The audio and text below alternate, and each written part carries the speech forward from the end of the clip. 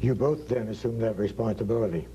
Yes, well, we assumed the responsibility, but the work fell on the shoulders of my wife. Right. As so often happens, the true responsibility and the true merit, the true credit for the formation of a child is always in the mother's hand. The father is away too long. That's and very she is true. the one that bears the burden. She should get the recognition. Our tax laws, as was mentioned earlier, discriminate against this wonderful vocation of the mother who safeguards the dignity and the humanity of her child at home. It's the mother that is responsible. She's the one that passes on the gift of humanity. I would just like to comment that insofar as education is concerned, we certainly found in a large family that the older children did a marvelous job. They have the patience. They don't mind going and reading the same page 14 times, the same words. They don't mind doing the math problem over and over again. So we found that we have a large dining room table, and as the kids were growing up, everybody did their homework at the same time at that dining room table, so that if you had a math problem or a reading problem or an English problem, whatever it was, there was somebody there that could answer that problem right away on the spot and resolve it.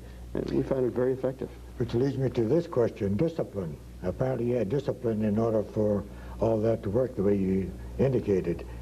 Did you have any particular problems with discipline? We've done a number of different ways of handling things. One of the things we did that was, we had a family night, and on Friday nights after dinner, we could sit down and everybody could say what was really ticking them off, what was really bothering them. And we tried to resolve that.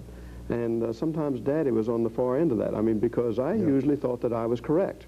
And I've spoken to, say, a younger child, and I've had an older child say, you know, that really wasn't fair. That really wasn't fair at all, the way you approached that. Because, and then they would bring in a side that the younger child was unable to articulate, but the older child could say, this is the reason that situation developed. So it was, discipline is a problem in a family, particularly a large family. But I see that our time is just about up.